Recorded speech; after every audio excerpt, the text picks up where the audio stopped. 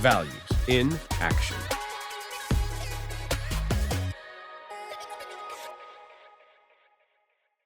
Respect. It is the pause before we speak. The moment we slow down and choose kindness over impulse. The choice to listen, even when we do not fully understand.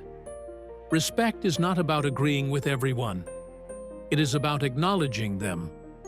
It is how we treat people when no one is watching, how we respond to differences, how we honor identity.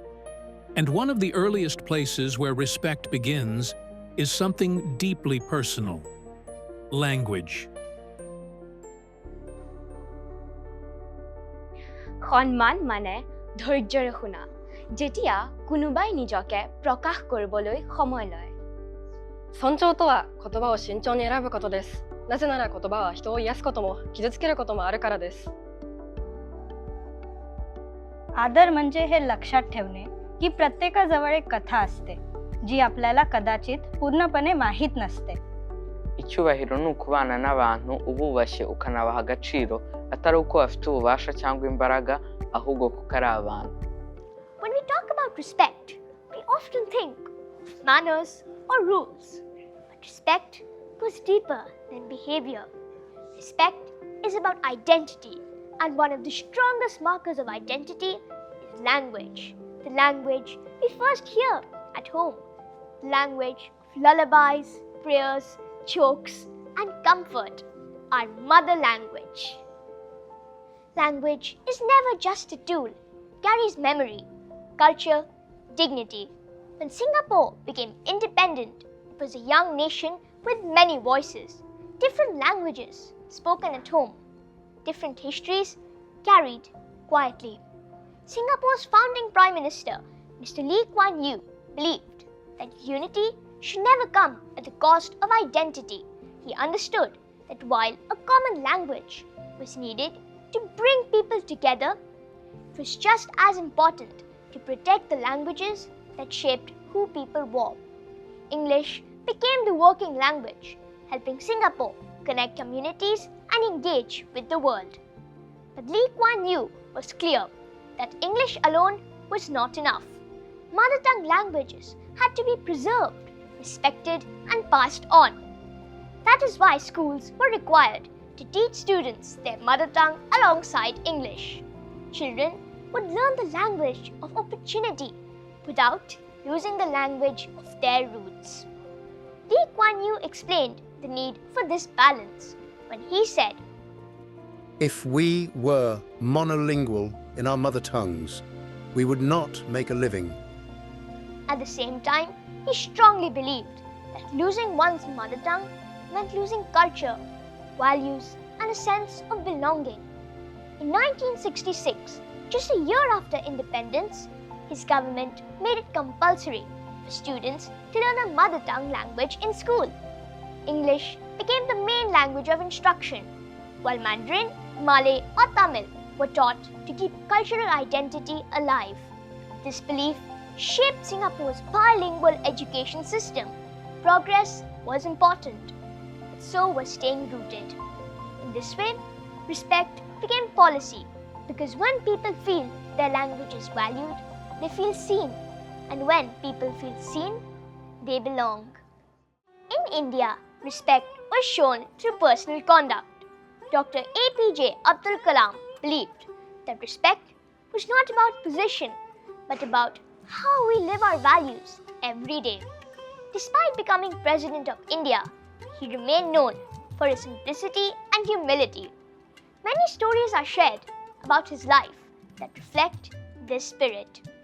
Once, when plans were made to use broken glass atop walls for security, he refused, asking a simple question: where will the birds sit?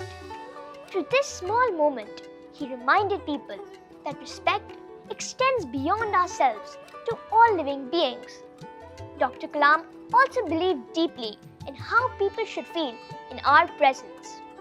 He once said, "In life, no one will remember how you looked, walked, talked, or what you did. Everyone just remembers you by the way you made them feel when they were with you." Nothing matters, absolutely nothing matters than being respectful to people. Throughout his life, Dr. Kalam showed us that respect is not spoken loudly, it is lived quietly, consistently. Around the world, many languages have faced silence or loss. In New Zealand, respect became an act of revival. The Maori language, Te Reo Maori, once pushed to the margins, was brought back through community effort and education. Today, it is an official language, spoken, taught, and celebrated. This revival reminds us that when language is respected, culture is restored. And when culture is respected, people feel they belong. Every year, on 21st February, the world observes International Mother Language Day. Recognized by UNESCO, this day celebrates linguistic diversity and reminds us that every language deserves respect. It highlights the right of every individual to speak, learn, and express themselves in their mother language. At its heart, this day stands for one simple value: respect. At our GIIS SMART Campus, students come from many backgrounds, different homes, different cultures, but one shared community. Here, accents are not mistakes, they are stories.